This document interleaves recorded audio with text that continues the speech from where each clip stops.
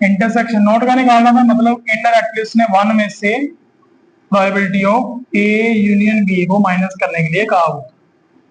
ठीक है, यूनियन की प्रोबेबिलिटी कितनी आने की, इन दोनों को ऐड करके ये माइनस 9 और 7 16, 16 माइनस 4 12, 1 माइनस 12/13 कितना आ गया, कितनों का ठीक हो गया, बस इसका answer 1 minus probability of A upon B ना। तो इसका क्या वैल्यू है, इंटरसेक्शन को बी से डिवाइड करना है, इंटरसेक्शन को बी से डिवाइड करना है 4 बाय अल्टीमेटली कितनों का ठीक हो गया, वेरी गुड। इसका क्या किया, probability of A intersection B not over probability of B not. Probability of B not का मतलब इसको 1 में से माइनस करना, 1 माइनस 9/13, इसको तो हमने अभी निकाला हुआ है 1/13, तो 1 13 13 कट जाएगा, 13 से 9 गए 4, 1/4 कितनों का ठीक हो गया। Next A but not be, तो ये क्या पूछ रहा है, प्रोबेबिलिटी ऑफ ए, तो ए में से इंटरसेक्शन को माइनस कर दो 3/13, देखो एक एक स्टेप में आंसर आ रहा है। At least A and B, union पूछ रहा है, यूनियन अभी निकाली थी 12/13, कितनों के पांचों ठीक हुए,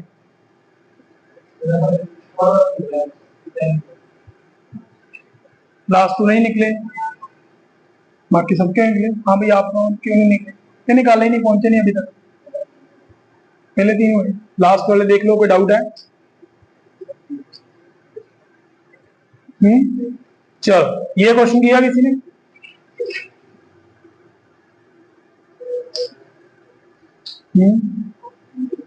कौन नहीं आ रहा।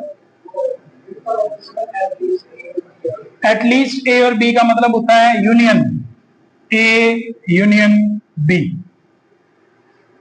एटलीस्ट याद रखो इसको, एटलीस्ट का मतलब यूनियन, लिखो कॉपीज पे जहां भी आप लिख रहे हो। स्टार्टिंग में मैंने कहा था जो चीज मैं बोलता हूं साथ साथ में लिखा करो वर्डिंग में। Yes, 10 cards number from 1 to 10. One card is drawn randomly if it is known that the number drawn on the card is more than 2. अगर हमें पता है कि जो नंबर बाहर आया है वो क्या है, मोर देन 2 है। टोटल नंबर भी कितने हैं 1 to 10, मोर देन 2 कितने हो गए, ये हमें पता है ना, वैसे भी लिख सकते हैं जो चीज पता है मोर देन 2। और what is the probability that it is an even number, तो मैंने किसकी प्रोबेबिलिटी निकालनी है, इवन नंबर की। हाँ जी, probability of even number intersection more than 2 divided by probability of more than 2। Yes, जो मोर देन 2 है और इवन नंबर है कौन कौन से, 4 6 8 और 10, 4/10, एंड मोर देन 2 वाले कितने हैं 8/10। आंसर आ गया 4/8, दैट इज कितनों का ठीक हो गया, गुड।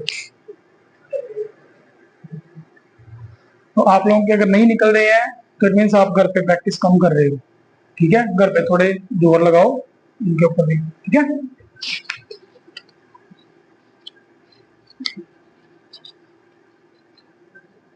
देखो पेज नंबर 415, थोड़ी थ्योरी रीड कर लेते हैं, देखते हैं बुक वालों ने क्या लिख के रखा हुआ है। 415 नंबर पेज निकालो,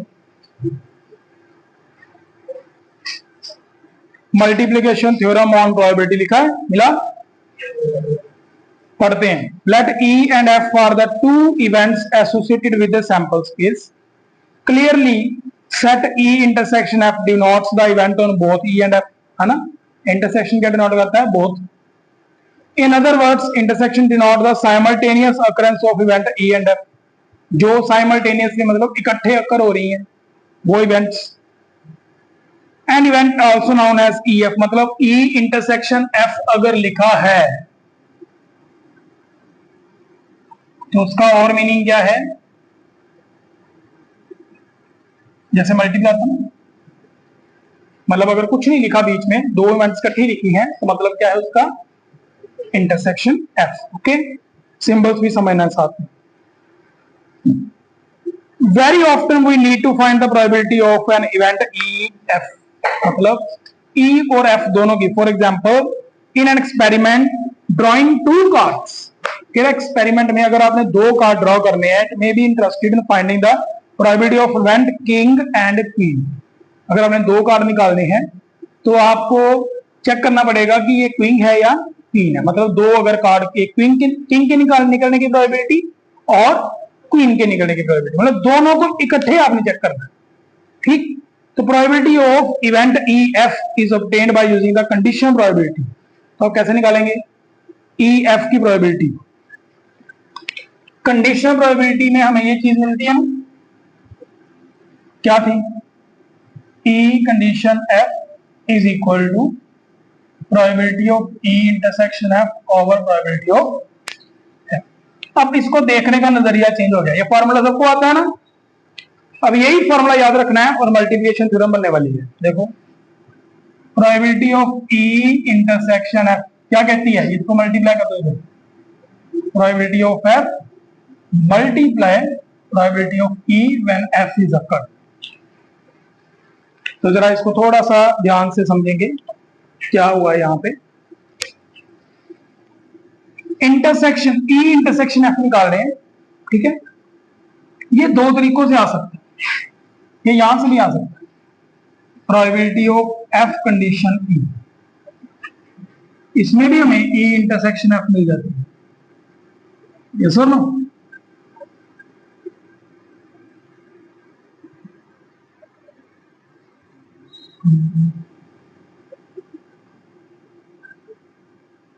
दोनों में डिफरेंस क्या है?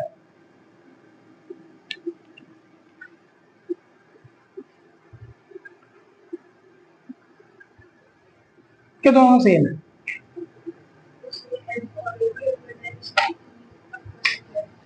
यहां पर क्या हो रहा है, पहली बात तो ये समझो, जब मैं ई और एफ की इंटरसेक्शन निकालूंगा उसकी प्रोबेबिलिटी निकालेंगे तो ई की भी प्रोबेबिलिटी निकलेगी और एफ की भी निकलेगी। देख लो ये एफ की प्रोबेबिलिटी है और ये ई की प्रोबेबिलिटी है, यहां पर भी ये ई की प्रोबेबिलिटी है और ये एफ की प्रोबेबिलिटी है। ओके, तो क्या होगा, हम ये देख लेंगे कि अगर एफ अकर हो चुका है, अगर एफ अकर तो पहले उसकी प्रोबेबिलिटी आएगी मल्टीप्लाई बाय ई की probability when F is already occur. Okay, या फिर अगर पहले ई अकर हो चुका है तो ई की प्रोबेबिलिटी, उसके बाद एफ की probability when E is already. बात समझ में आई? ये हो गया लिखने वाला काम, ठीक है। अब ये ऑलरेडी मैं आपको पढ़ा चुका हूं, कॉम्बिनेशन वाला concept.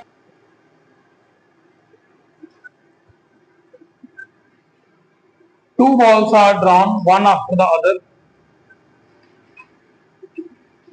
Two balls are drawn one after the other without replacement. Without replacement. होने चलाइए ना। What is the probability that both drawn balls are black?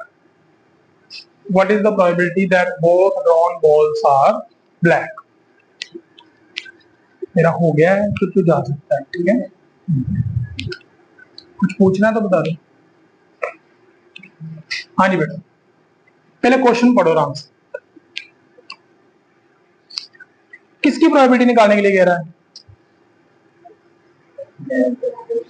तो जब भी पेपर में वर्डिंग आ जाए बोथ, क्या वर्डिंग आ जाए? Both, simultaneously, one after the another, तो मतलब वो किसका सम है? मल्टीप्लीकेशन का। ठीक है, अब हो क्या रहा है, probability that both drawn balls are black. तो अब कितनी बॉलें निकाल रहे हो आप, 2 बॉलें निकाल रहे हो। ठीक है, पहली बार लिख लो आप B1, इसको नाम दे दो गेटिंग, कौन सी बॉल निकल रही है, हमने किसकी प्रोबेबिलिटी निकाल दी है, black ball, getting black ball in first draw, both balls are black. B2 getting black ball in second draw. Okay, तो अगर मैं इसको B2 सेकंड ड्रॉ बोल रहा हूं तो मतलब मैं क्या निकालने वाला हूं, probability of B1 intersection B2, इसको ऐसे भी लिखा जा सकता है, दोनों बॉल्स निकालने की। अब क्या होगा, प्रोबेबिलिटी ऑफ पहली बॉल निकल जाएगी multiply by probability of B2 one पहली बॉल निकल चुकी।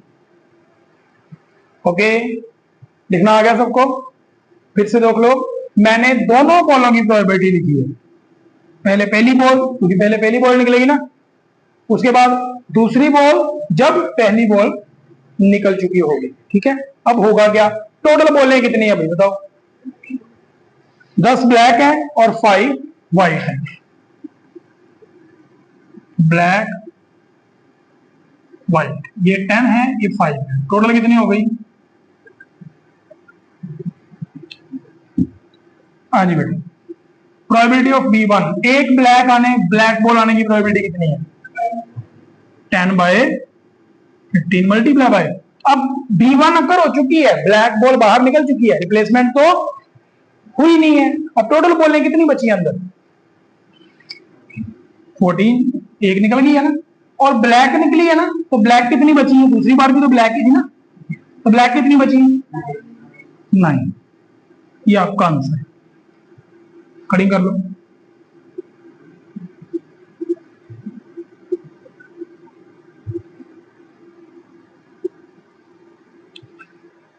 समझ लगी, अब इसको कुछ भी बिना लिखे दोबारा समझ लो एक बार, मेरे पास 2 ब्लैक बॉल निकालने की प्रोबेबिलिटी निकालनी थी, मैंने क्या करना था, 2 ब्लैक बॉल निकालने की। ठीक है, तो कुछ भी नहीं लिखते, हम सीधा आंसर लिख सकते हैं, पहली ब्लैक बॉल कितने तरीकों से निकलती, 10 बाय, अब एक बॉल निकल गई है, एक बॉल इस गैप से गायब कर दो बैग में से, और वो ब्लैक बॉल गायब करनी है, तो कितनी ब्लैक बॉलें बच गई, टोटल कितनी हो गई, अब दोबारा अगर ब्लैक बॉल निकालना चाहेगा कोई, तो उसके लिए कितनी प्रोबेबिलिटी होगी, 9/14, क्लियर। और ये वही चीज है जो हमने यहां की थी, ब्लैक बॉलें 2 निकालनी है, टोटल कितनी है, क्लियर। सॉल्व करेंगे तो क्या बनेगा, 10 9 ओवर 15 14 ओवर, कटिंग कर लो, देख लो सेम है। ठीक है, तो वो हमने दूसरे कॉम्बिनेशन से कर लिया, वही चीज उसने यहां पूछी। अब यहां पर मैं एक और क्वेश्चन पूछने वाला हूं, पहले ये नोट डाउन करो, तो कर भाई, ये तो कर सकती है, तू कितने क्वेश्चन तो कर सकती है, मेरी वेट क्यों कर रही है, हो जाओ स्टार्ट, जितना कर सकते उतना तो करे, हाँ जा जा कर ले, इसके पहले पार्ट के, पहले 3 पार्ट के जितने तू कर सकती है कर लेगा, कम से कम 10 क्वेश्चन कर दे, फिर छुटेगा। हाँ जी बेटा, first ball is white and second is black, इधर देखो सारे, first ball is white second is, ऐसे भी लिखा जा सकता है, सीधा आंसर करने जा रहे हैं, पहली ball white, probability of white multiply by probability of when white is occurred, answer निकालते हैं, व्हाइट कितनी थी, 5 ओवर 15, एक व्हाइट निकल चुकी है, टोटल कितनी हो गई, 14, ब्लैक कितनी है, 10, क्योंकि ब्लैक था ना कम ही है, गॉट इट, कैलकुलेशन करते करते रहना, पहले का आंसर। सेकंड का आंसर क्या कह रहा है? First ball is black, second is white. पहले ब्लैक निकली है, फिर व्हाइट निकली। ब्लैक निकल गई, probability of white when black is occur. हाँ जी, ब्लैक कितनी थी? 10/15 इंटू ब्लैक व्हाइट वाली 5/14। Got it? Third one of them is black. इसको अब सिंबल में कुछ नहीं लिख सकते, उसको ऐसे लिखना पड़ेगा, one of them is black. लिखना बंद करो। इसके केसेस बताओ कौन से आएंगे।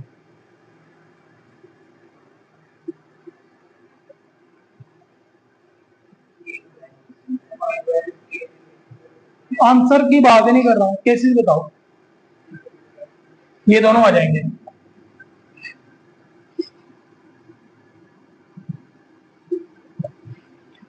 One of them is black. उसने ये तो ना कहा है कब निकली है, हो सकता है पहले निकली होती, हो सकता है बाद में निकली होती। यहां पर बाद में निकली है ब्लैक, यहां पर पहले निकली है। हम तो प्रोबेबिलिटी कर रहे हैं, हमने तो सारे चांसेस लेंगे। Got it? ठीक है, ऊपर वाले आंसर आए हुए हैं। ये दोनों देखो, देखने में सेम नहीं है दोनों अल्टीमेटली। ठीक है, ये कटिंग करो इसकी, 3 2 है ना, और तो होगी नहीं, और होगी, अच्छा 2 की हो जाती, 5/21। इसका भी कितना आ जाएगा? तो ये अल्टीमेटली कितना हो गया, लिख लेते, 5/21 plus ultimately 2 times 5 that is 10/। Clear? Fourth का आंसर बताओ। वन ऑफ, बिल्कुल डिट्टो सेम।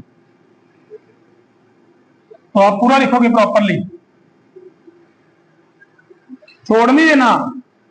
मैं छोड़ूंगा, मुझे पता है, आपका तो पहली टाइम है। अगर एक चीज को 4 बार लिखने का मौका मिलता है ना, तो it is your first time, then write it 4 times. ठीक है, उसमें कोई हेजिटेशन नहीं होनी चाहिए। 4 बार लिखोगे वो कंसेप्ट माइंड में छप जाएगा। अब पहले समझ लो, फिर आंसर दसता है, रोक जा, कुछ नहीं कर, समझ। अब अगर मान लो मेरे पास ए, बी और सी, इसकी प्रोबेबिलिटी पूछ लेता है, मतलब A intersection B intersection C की प्रोबेबिलिटी पूछ लेता है, तो इसका आंसर क्या होगा? सबसे पहले ए की प्रोबेबिलिटी मल्टीप्लाई बाय बी की probability when A is occurred, multiply by C की probability when A B both occurred. Okay, लिखने का स्टाइल ये है, समझने का स्टाइल सिंपल सा है। उनको धीरे धीरे अपनी टोटल आउटकम से बाहर निकालते जाओ। ओके, अब आपके केस में किंग कितने होते हैं? 4। और एस कार्ड कितने होते हैं?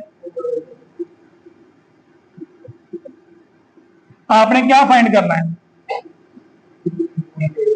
2 किंग एंड 1 एस। तो क्या निकलेगा? Probability of king multiply by probability of king when 1 king is out, multiply by probability of S when 2 kings are out. What is the probability of king? 4 by multiply by, एक king निकल गया। What is the next probability? 3/51। 2 पत्ते निकल गए हैं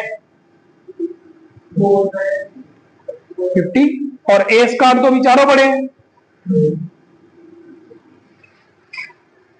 clear? तो this is your final answer, note down करो। Concept clear हुआ ये वाला मल्टीप्लिकेशन थ्योरम का?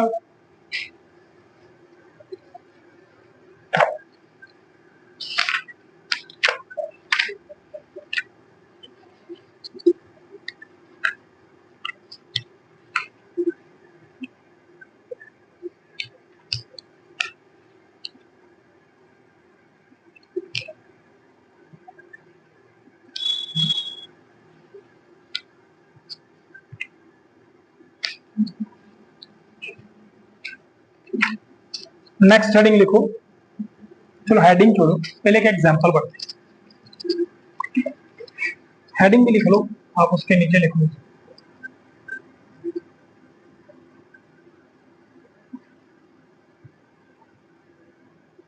बोर्ड के पेपर के लिए एक एमसीक्यू या 2 नंबर का क्वेश्चन इसमें से पक्का आने वाला है। इंडिपेंडेंट इवेंट्स, ठीक है, भविष्यवाणी है। आपके बोर्ड के पेपर में आपको प्रोबेबिलिटी में एमसीक्यू में एक क्वेश्चन ये वर्ड जरूर दिखेगा, इंडिपेंडेंट इवेंट्स, ठीक है। इंडिपेंडेंट इवेंट्स वैसे नाम क्या रिप्रेजेंट करता है इसका? इंडिपेंडेंट मतलब एक दूसरे के ऊपर डिपेंड नहीं करते, एक दूसरे के ऊपर डिपेंड नहीं करते। It means occurrence of one does not effect the occurrence of other, है ना? That is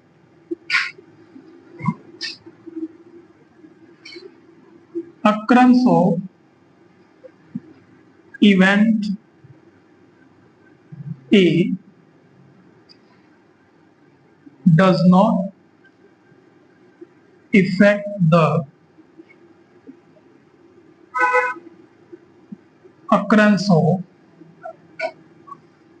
event B.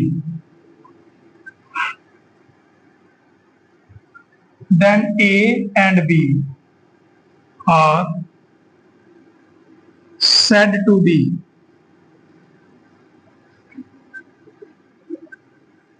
independent events.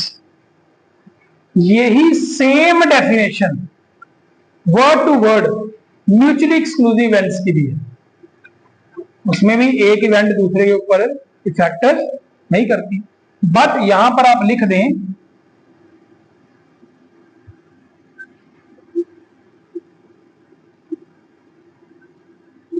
definition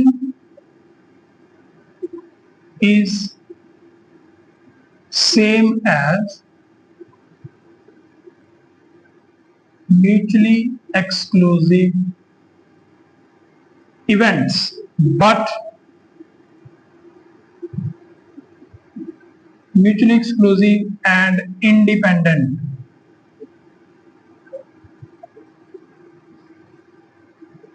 events are different. Mutually exclusive events में ए इंटरसेक्शन बी फाई के इक्वल है, मतलब उनकी प्रोबेबिलिटी 0 होती है इंटरसेक्शन में। क्लियर? लेकिन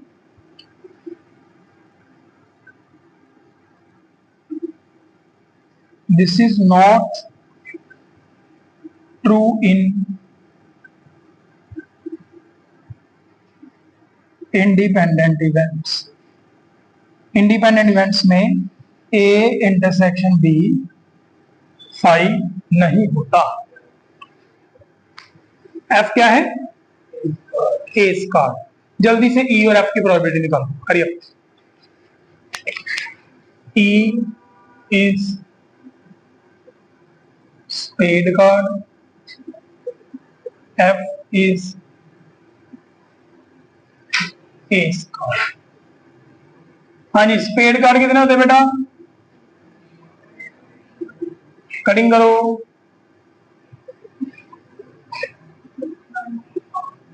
ए स्क्वायर कितने होते हैं? कटिंग कर दी इतना। अच्छा मुझे निकाल के दिखाओ प्रोबेबिलिटी ऑफ ई कंडीशन है।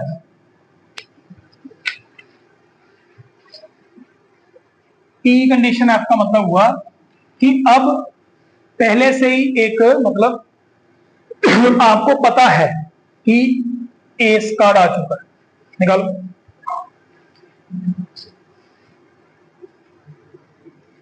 ई कंडीशन आप निकालो, बढ़िया बढ़िया बढ़िया। पिछली एक्सरसाइज रिवाइज हो जाएगी।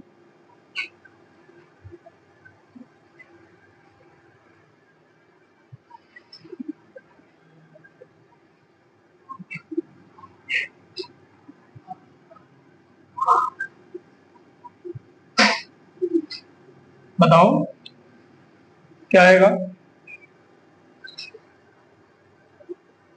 गुरसिमरन बताए। ई कंडीशन, ई इंटरसेक्शन एफ का मतलब क्या हुआ? बोलो लैंग्वेज में बोलो इसको।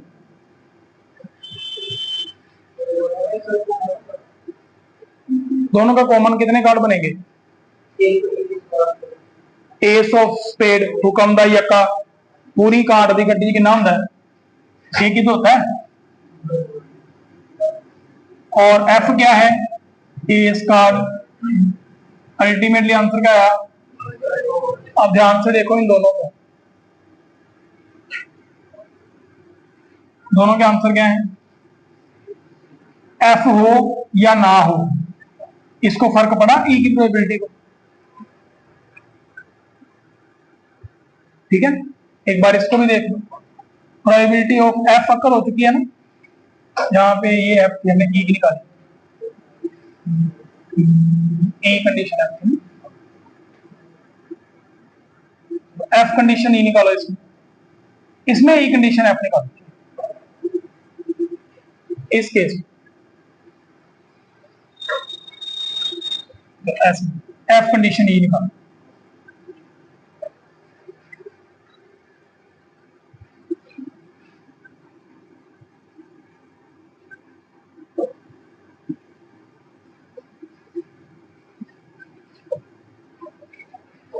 एफ कंडीशन ई तो वही रहेगा, इंटरसेक्शन तो वही रहेगी, 1/52। ई कौन है?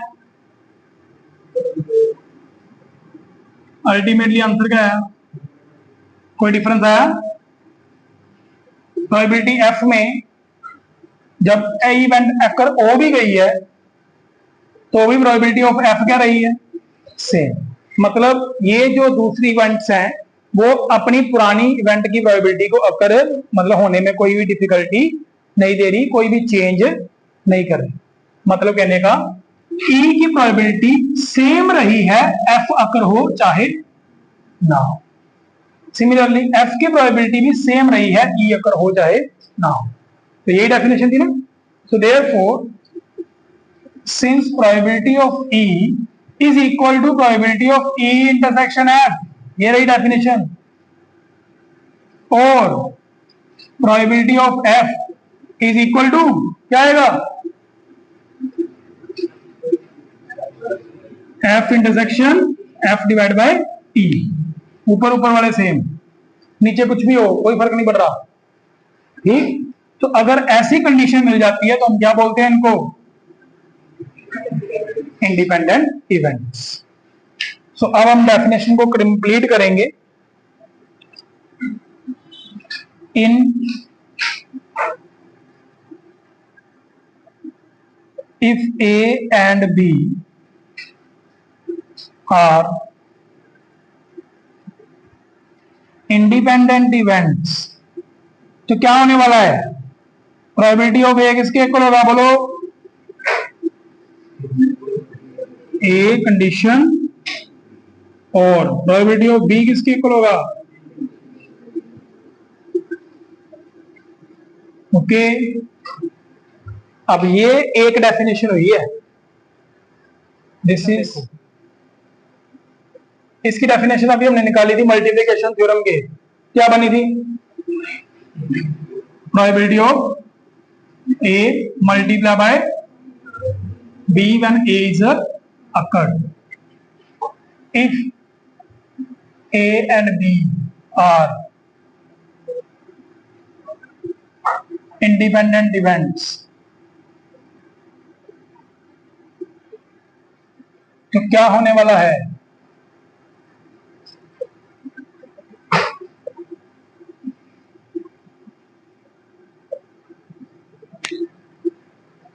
दोनों की इंटरसेक्शन, दोनों की सेपरेट सेपरेट प्रोबेबिलिटी का प्रोडक्ट होगी। ये मेन रिजल्ट निकल गया है। तो इंडिपेंडेंट इवेंट की डेफिनेशन हम ज्यादा यूज यही करने वाले हैं, पेपरों में भी यही आती है। दो इवेंट्स को आपने इंडिपेंडेंट प्रूव करना है। क्या प्रूव करना है? आप उनकी इंटरसेक्शन निकालो, उसकी प्रोबेबिलिटी निकालो। और दोनों की सेपरेट सेपरेट प्रोबेबिलिटीज निकालनी। सेपरेट सेपरेट प्रोबेबिलिटी को मल्टीप्लाई करोगे तो आंसर कितना आना चाहिए, जितना इंटरसेक्शन का आया है। तो आप बोल दोगे दोनों प्रोबेबिलिटीज, दोनों इवेंट्स क्या है, independent events. Okay, and same thing is possible with number of events,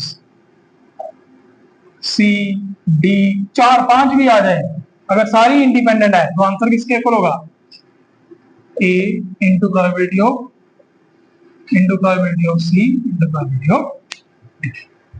got it. तो ये अभी हमारी जो सारी इंफॉर्मेशन थी हमने गैदर कर ली। अब इसके बेस्ड ऑन क्वेश्चंस करेंगे।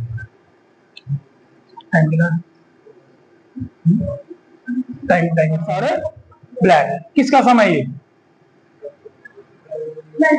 Multiplication theorem.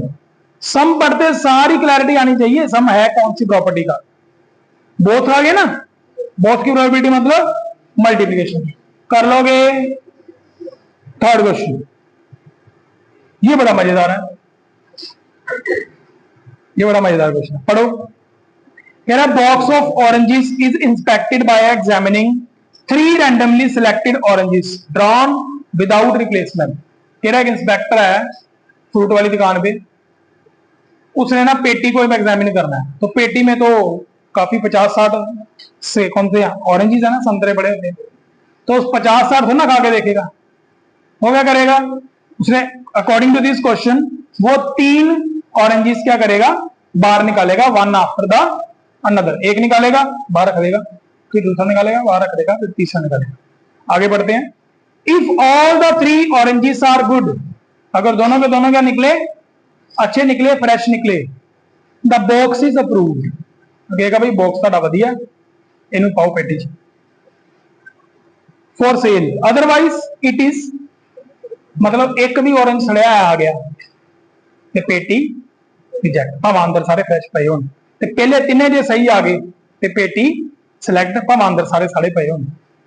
ठीक है, find the probability that a box containing 15 oranges out of which 12 are good and 3 are bad will be approved for a sale। तो पहले बताओ ये क्वेश्चन किसका है, मल्टीप्लिकेशन तुरंत, क्योंकि हमने 3 ऑरेंजेस निकाले। ओके, और हमने प्रोबेबिलिटी निकालनी किसकी है, गुड की। तीनों के तीनों क्या होना चाहिए, गुड, तभी तो अप्रूव होगा ना। तो अल्टीमेटली हमने अप्रूव होने की प्रोबेबिलिटी निकालनी है। इसकी प्रोबेबिलिटी निकालनी है, तो इसको लिखेंगे कैसे, आंसर तक तो सारे पहुंच जाएंगे, पहले इसको प्रेजेंटेशन करेंगे। ठीक है, तो क्या लिखो, फर्स्ट ऑफ ऑल लिखो, अब हमें तो रिक्वायरमेंट हमारी क्या है, तीनों के तीनों गुड वाले चाहिए। ठीक, तो लिखो, अब जैसा सम है वैसे ही अरेंजमेंट कर लेते हैं। G1, अब E1 की जगह पे G1 ले लेते हैं। G1 क्या आएगा, इक्वल टू, ये सेमीकोलन डाल दो,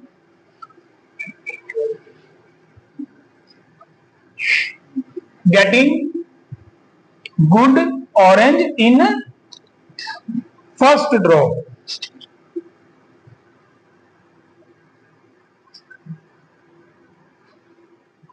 getting good orange in first row. What is G2?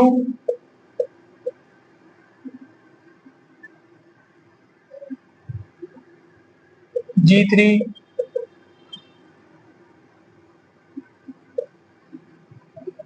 हमने प्रोबेबिलिटी निकालनी है,